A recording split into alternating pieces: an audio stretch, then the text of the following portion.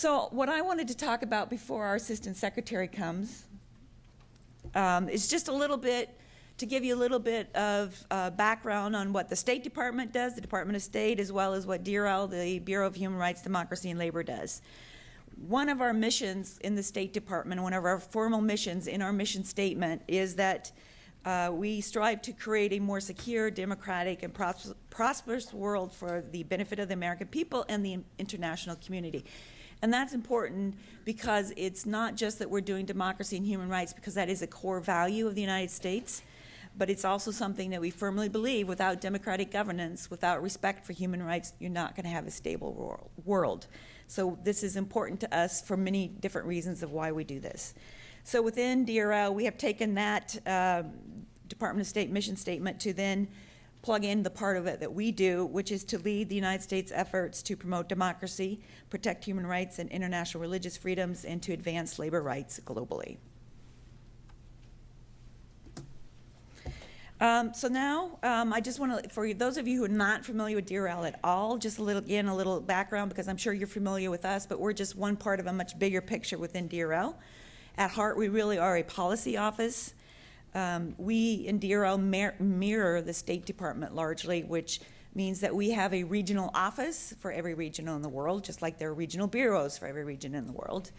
But we also have a number of special envoys who are there to focus in particularly on issues that are of particular interest for the State Department.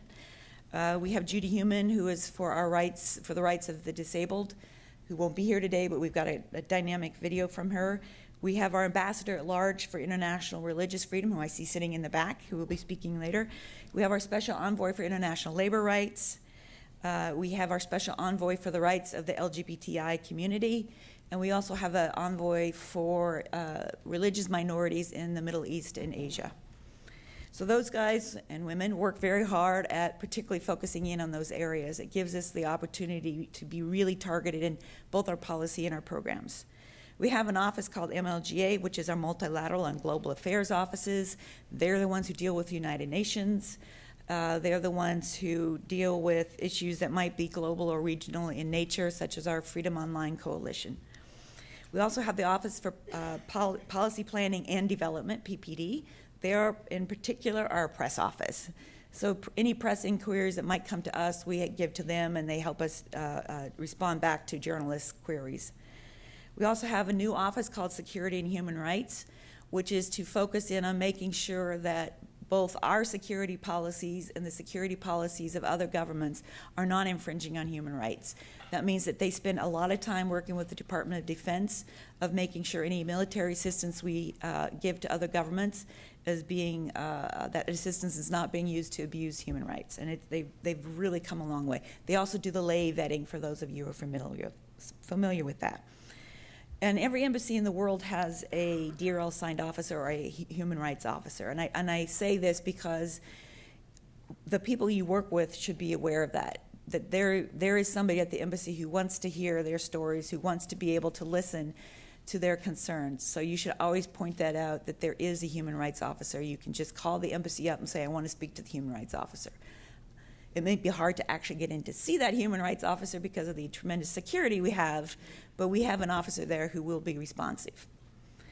Then lastly, we have the Office of Global Programming, which is the office that I'm the director of, to complement those policies through the programs on the ground. So again, we have regional experts who are here and you'll meet later on. We have thematic experts.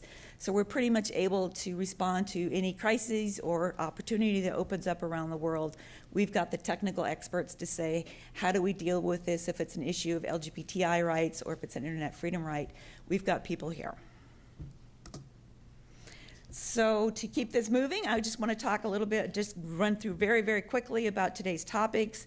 You're going to hear first this morning an overview of what the priorities are of the DRL at the moment. You'll be hearing in a minute from our Assistant Secretary, which I will cut myself off if he's here. Go slow. So then you're going to hear an overview of our programming and grants process this afternoon. You're going to hear a little bit about what foreign assistance resources are out there, how to monitor and evaluate your programs. I'm proud to announce we have just this week have stood up our new monitoring and evaluation unit, which is headed by our section chief, Jessica Lieberman, who will be talking later on, which is a sign of how much emphasis we're putting on being able to better evaluate the impact of our programs. We know that individual programs do great work, mostly, but we want to be able to say collectively what impact are we having on the world. And this is important, obviously, not just to justify getting resources, but be able to tell our story better, because human rights and democracy is a pretty hard one to prove. We're not out there vaccinating kids. We can't say we drilled so many wells, but we need to be able to say we are having an impact, even if it's a long process. We all know it's a long process, but we can tell how we've moved that needle ahead. And then lastly, there will be an opportunity to network with all of the officers who work in GP. I think there are now 53 of us. 56. I have grown an empire. So there are 56 people here who can talk to you again about any region in the world or pretty much any thematic issue in the world. And I think we'll give out the rooms later. And then lastly, I wanted to note that to ensure fairness and transparency for those potential grantees who can't be in Washington, D.C., today's presentation will be posted on our website at www.state.gov/J/DRL. The J is important because that stands for our Undersecretary for Democracy and Global Affairs. Don't ask me where the J fits in there. So for those not in attendance, this will be here, or if you feel like you missed a session or you didn't hear something correctly, it will be on our website. So I will do a song and dog and pony show until he shows up. Okay. Again, I just want to emphasize how proud we are to do this. And I think this is our 4th annual one. Our feedback is that this is helpful, not only, again, to go through this horrible bureaucratic process of getting money from the U.S. government, but also to find out more about what other people are doing, networking amongst yourselves, meeting some of the officers here face to face. I know many of you probably email with them several times a day, but may not have actually met them in person.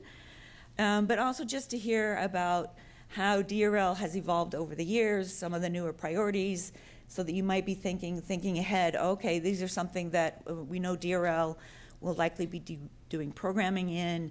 You might be thinking about, hey, these are great ideas that we've been wanting to do, so this is something that will be coming up. I will also say that, again, you're a very dedicated group of people. The people in our office, those 56 people, well, minus me, dedicated people. I know that some of you work in the worst areas of the world, some of the most insecure places in the world. You're working with people who many times are frightened for their lives. So you're very brave and courageous. I'm not going to get for clips now. As is our staff, who will go out. See, this is why I need water.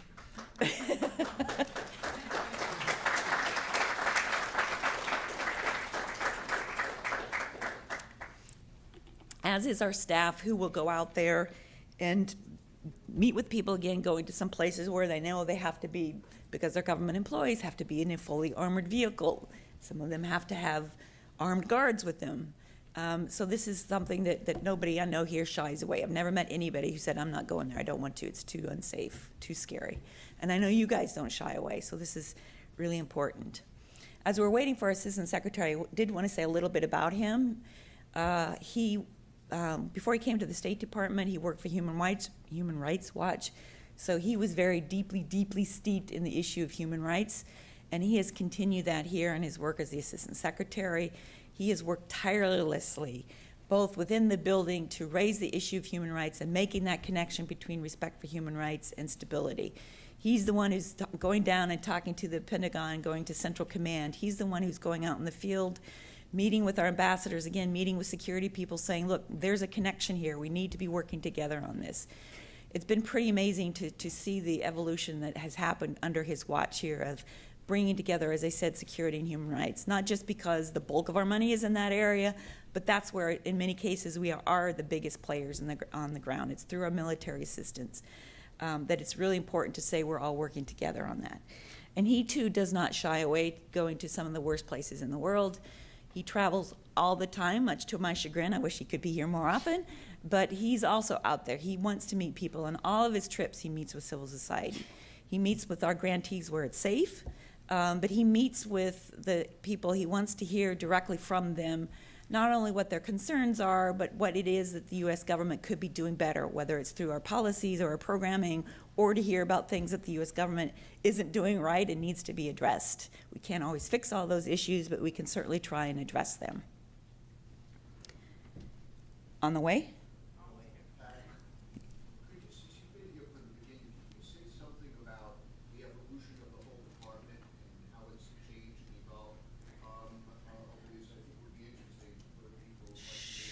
Sure. We in DRL had our 35th anniversary a couple years back.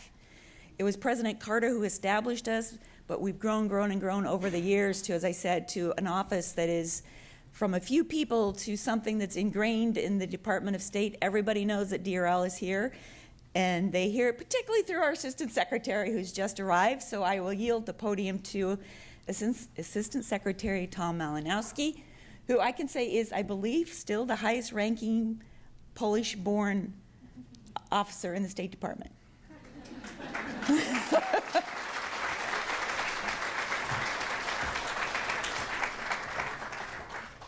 I don't think I need to advance this. No, sorry, going back. All right. There you go. Am I supposed to use that? No. Okay. You are free to say whatever you want. Uh-oh. Don't say that. I wasn't expecting that introduction. I thought I'd throw you for Dzień dobry Państwa. Am I supposed to speak Polish now? Yes. Okay. Wow, so this is your army, Pat. This is my army, yes. Wow. So this is what Putin is scared of. I can't blame him. All right.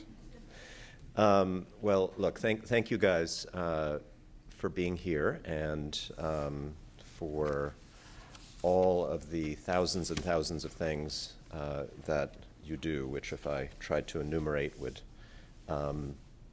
take up all of our time today and leave you with absolutely no time to talk about the super circular and how to get a Dunn's number and all of the stuff that I know you're just dying to get to. I don't even know what those things are. I'll write you a memo, a briefing memo. Really? Okay, good. It's probably a good thing. 18th Uh-oh.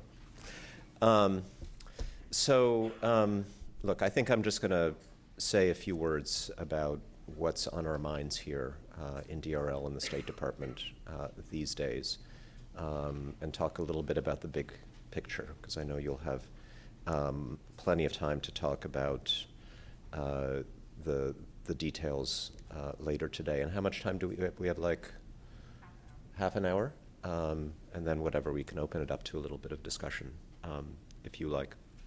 This is a week where when we released our annual human rights report, some of you may have seen the rollout. Was it Wednesday? God, every day just blurs into every other for me these days.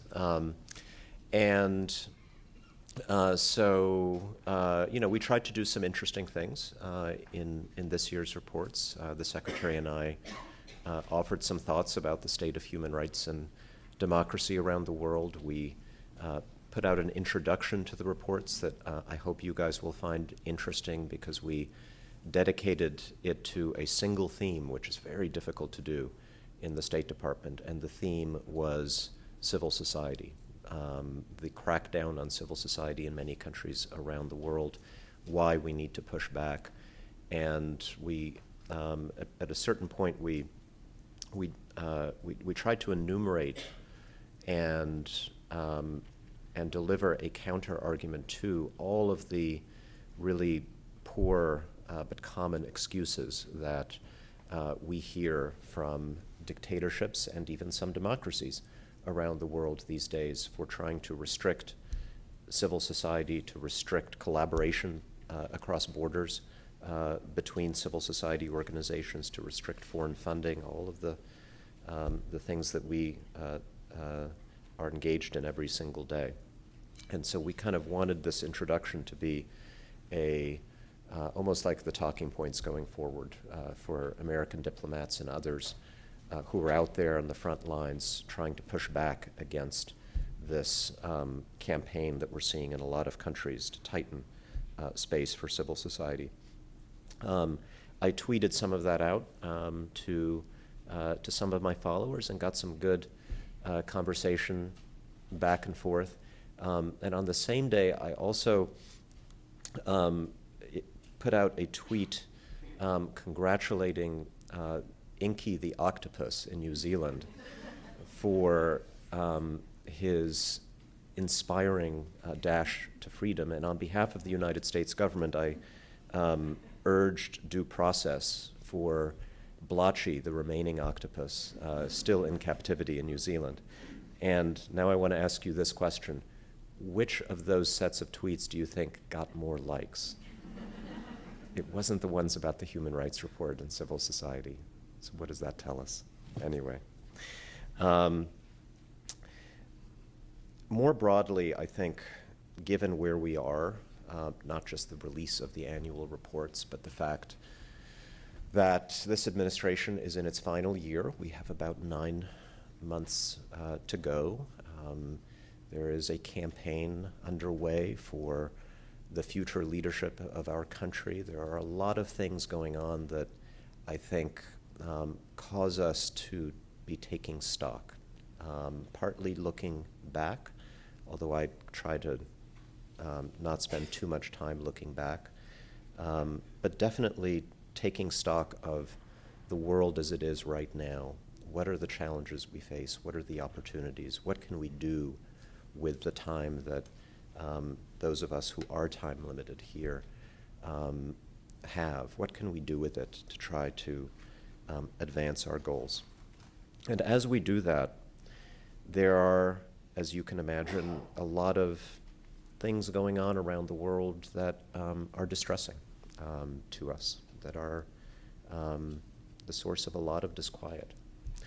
There is a very powerful piece in the New York Times today by my favorite columnist, Roger Cohen, about the crisis in liberalism, by which he means the challenge that basic liberal ideas are facing in so many different parts of the world, from Russia to Western Europe, in the way that it's responding to this influx of refugees and the threat of terrorism, to the disappointments of the post-Arab Spring period in the Middle East, to, of course, our own politics here in the United States. And he uses a phrase to try to describe what we're up against, which he terms the forces of anti-rational mystical bigotry, which I think is a very good phrase. And it's something that I think whatever issue we're focused on, whatever part of the world we're focused on, we can probably think of some examples of anti-rational mystical bigotry.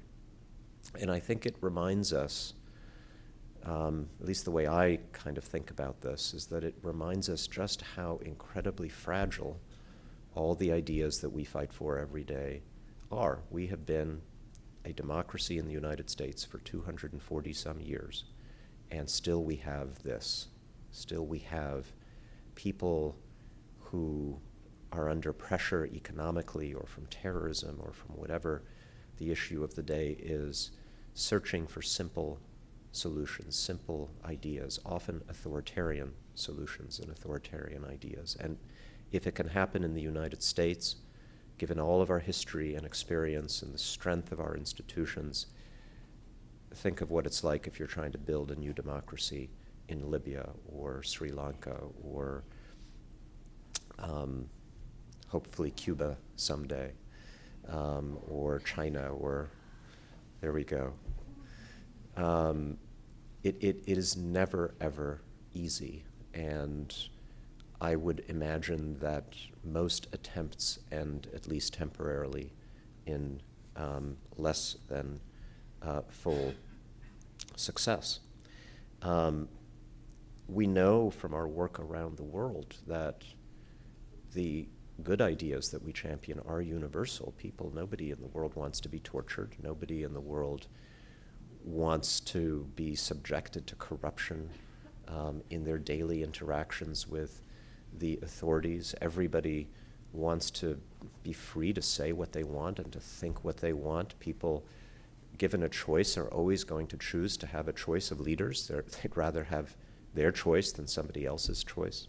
Those values are universal, but building the institutions and the habits of political compromise and cooperation that are needed to hold on to those values over time is incredibly hard. And in the meantime, the effort to do so is incredibly dangerous and threatening to old, entrenched orders of power. If you are a dictator trying to steal an election or to continue to profit from corruption, or just to hold on to power for as long as you can, then the work that you guys do is like a dagger aimed at their throat. You are incredibly dangerous. So that conspiratorial language that they use about civil society, which we sometimes dismiss as ridiculous, is actually not ridiculous. We actually have to be honest in acknowledging that, because working for nice things like good governance and accountability and, free media, it really is threatening to those people. And it is a lot harder to build a set of institutions that sustain those kinds of values, that protect what you guys are trying to build, than it is to just smash them. Because smashing them, all you have to do is kill a few people. All you have to do is arrest a few people, and you've imposed fear. It's really, really easy to do. You have to have a certain tolerance for amoral behavior. You've got to be willing to cross certain lines and limits. But if you're willing to do that, the rest is actually pretty easy. Whereas what you guys do is incredibly hard. And even if you do it incredibly well, you're probably going to fail half the time, just because of human nature being what it is. So that's what's going on. That's what we're up against. But I also think, and I always say this in my remarks and pep talks around the world, that none of this would be happening. The pushback that we're seeing wouldn't be happening if not for the, over time, incredible success of the movements that we have tried to support around the world over the last 20 or 30 years. The movements for better governance, for accountability, for transparency, for democracy. The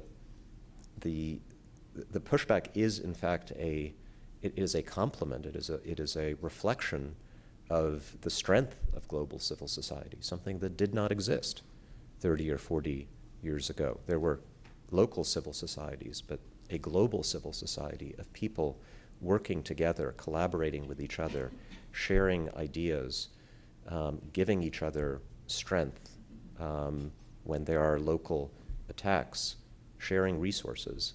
That did not exist, and it is a profoundly important and powerful development.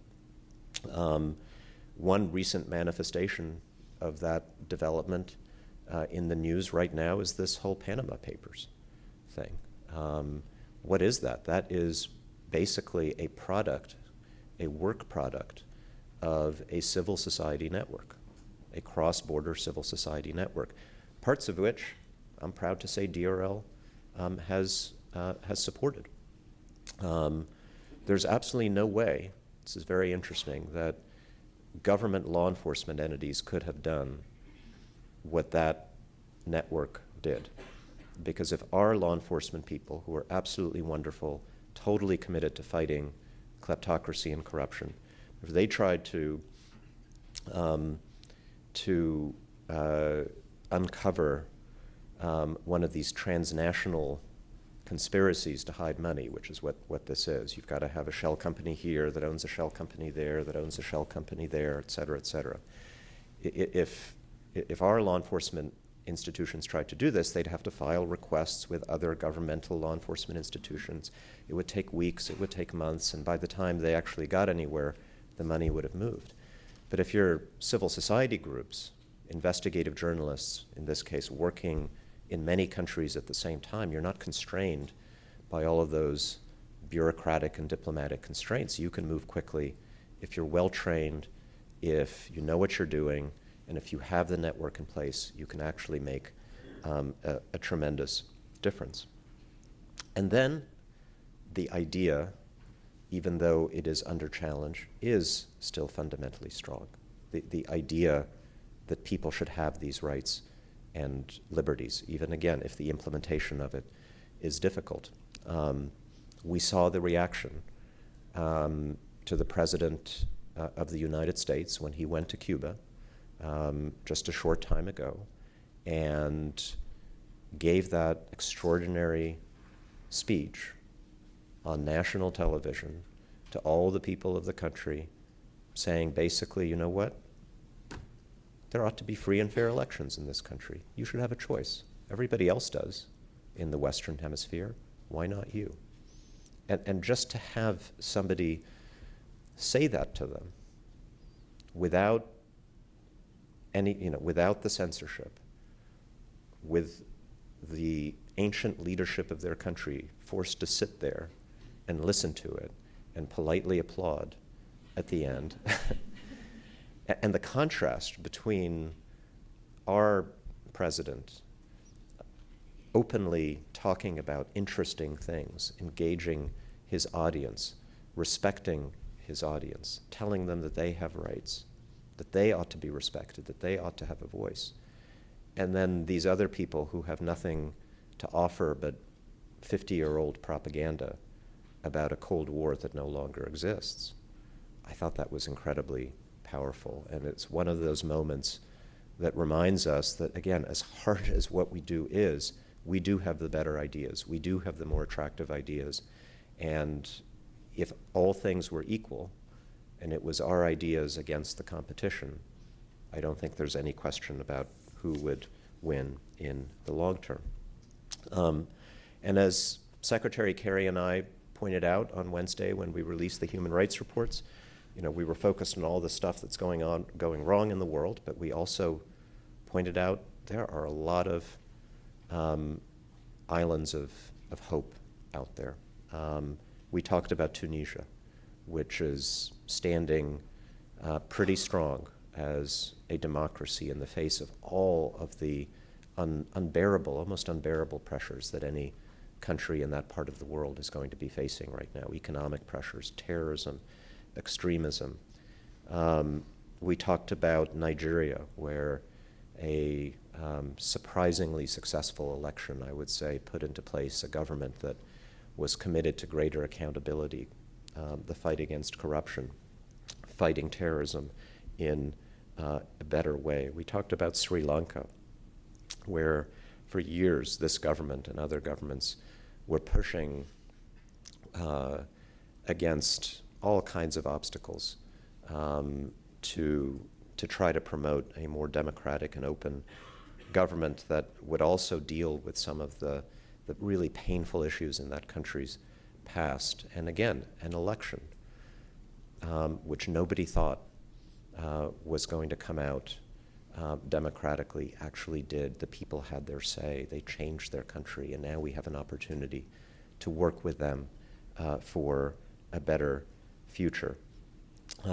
We talked about this amazing movement across Africa for term limits, which is another way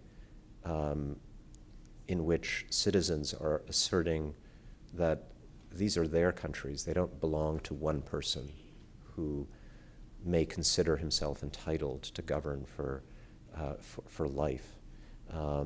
These are young people who want their chance, who want their say, who want their turn, and who are simply saying rules, constitutions, laws need to be respected. And wherever anyone has tried to silence them, they've just come out and said it again and again and again.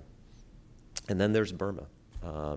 It's a country near and dear to my heart because I've been working on it for 25 years.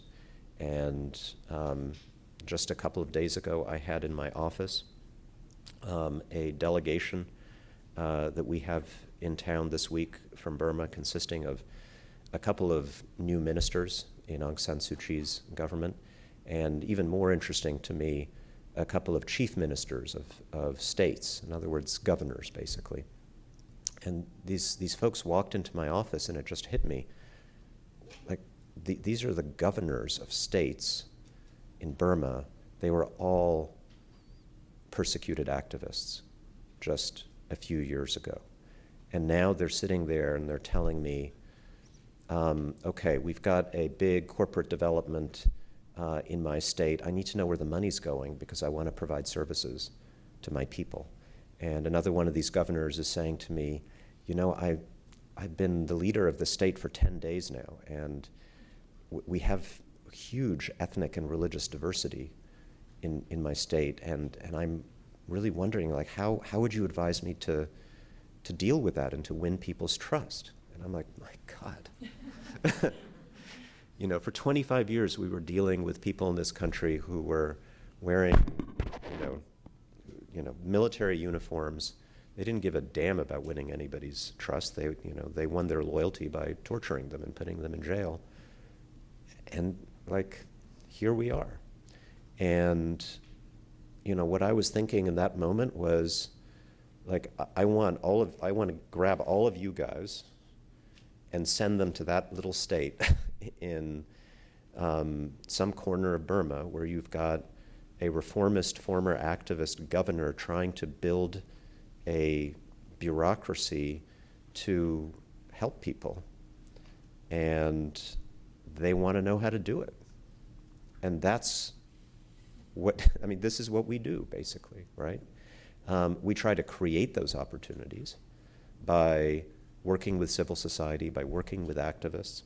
And many of you are doing that in countries that are just as repressive and that seem just as hopeless today as Burma did 5 years ago, when it was a total mess, a totalitarian dictatorship that there was not a glimmer of hope that anyone could point to.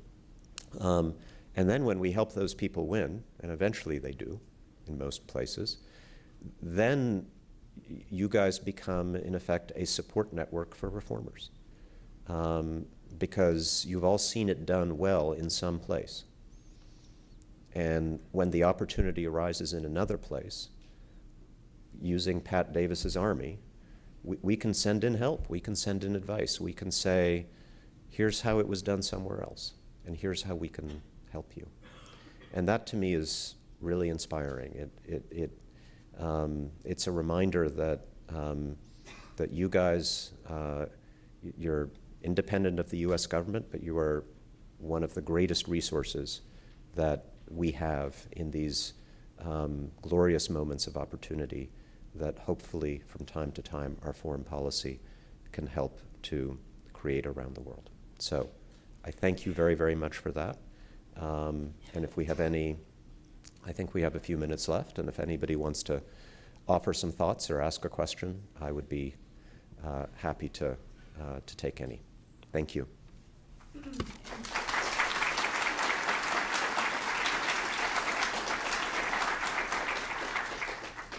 you very much. I want to note, though, if you do have questions, please come to the microphone since we are recording this.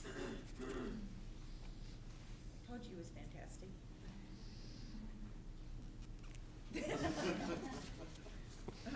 We have this little back and forth where we're having a meeting talking about issues of the world. He raises something. Oh my gosh, look what happened here. And I said, yeah, we got a program there. Oh my God, something good happened here. I said, yeah, we got a program there. Sometimes I think you're making it up, but it always sounds good. All of those countries you talked about, we have programs there or have. I would assume so. Often, you know, you're not just saying we have a program there, but Pat says, oh yeah, we did that. Those are the really fun ones. Right. Can I ask a question? Of course. I have to go to the Behind you, they're behind you. I'm just asking just because Or just speak this is loud. being recorded. My name is Lou. I work for Cuba, for human rights in Cuba. Do you hear me? Okay. You talk about Burma, this country. I don't know much about that. Could you please explain a little how they get to democracy and or got, and how can we apply this to other countries? How much time do we have? Yeah, not enough. Well, you know what? I'm sure there are people in this audience who were part of that story. And I think one of the neat things about all of you, getting together today is that you can find those people and they can answer. They'll have more time to answer it than I do. Look, I can tell you that the sad part of it is that it took a very long time, and many people sacrificed their freedom and their lives. They spent years and years in prison. But I think, they had good leadership. They managed to organize themselves into a credible alternative opposition party, which is, I think, a very difficult thing in the Cuban context for anybody to do. It's exactly what the government tries to prevent people from doing through these detentions. But I think more than anything else, they managed to represent an idea that was very, very attractive to the people of their country. I hate this. I have a new BlackBerry that does this all the time. I've also been told I have to make sure you get out of here, Tony. Yeah. And over time, I think their persistence and ours from the outside, because I think the United States played a very important role in this whole thing, just wore down the elites in that country, which in Burma it was the military. And at a certain point, when they decided that they wanted a better relationship with the outside world, they wanted all the things that came with that, they knew, because we had told them over a long period of time, that the only way to get there would be to make peace with their own people and to present a common united front to us. I think one difference between Burma and Cuba is that it may be easier to pull that kind of deal with a military government than it is with a Communist Party government, because you can always tell a military that you as an institution will still be there in a democracy. You will still be important. You will still be respected. You will still have a lot of powers and privileges, even. With a Communist Party government, we can't really tell them that, because democracy can mean just their end. On the other hand, there are examples in Eastern Europe where the old communist elites did actually manage to parlay a transition into a continued relevance for them, perhaps not as communist parties, but as individuals who still remained important within their societies. And so perhaps one can still make an argument to them on an individual basis that your prospects would actually be best assured over a long period of time if you were seen as leading a transition to democracy in your country rather than pushing back against it until the last minute, at which point you will be washed away by the flood of history. So perhaps, anyway, there's some thoughts for you. But talk to the folks who've worked on Burma in this room. I'm sure they will give you more insights. I'll take one. Do I have I'll take one more. You have about 5 minutes. Okay. 2 more. Again, if you wouldn't mind using the mics, they're back here. Sorry.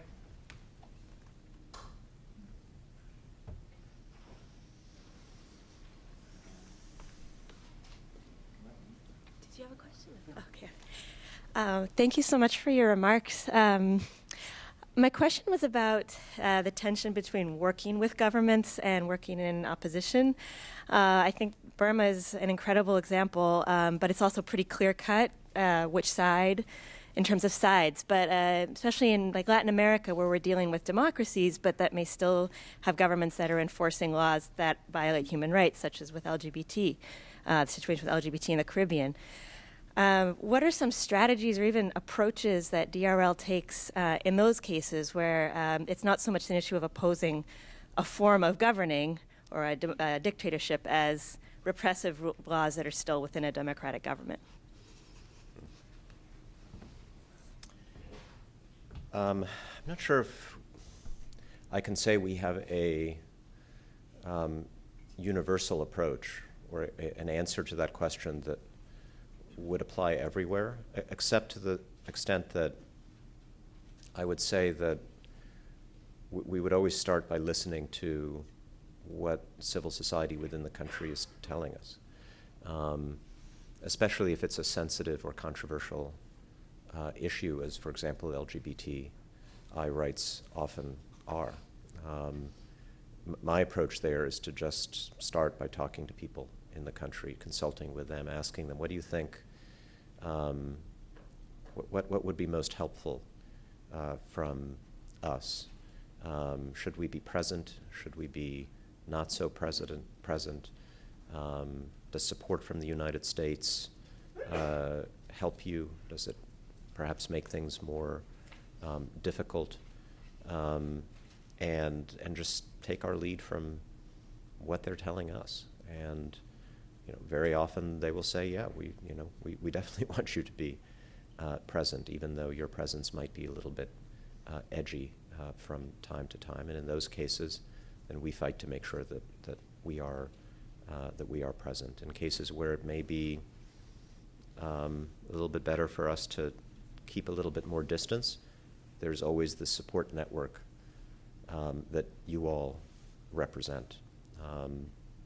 And so I think that's it's perhaps not a satisfying answer, but it's the way that I would tend to approach that. Thank you very much. And for those of you who weren't able to ask questions, we are going to have our Deputy Assistant Secretaries here from all the regions that deal with these issues, so you can go a little bit more in depth there. But I believe I need to make sure that my Assistant Secretary is in fact on time. So thank you very much, Tom. Thank you, everybody.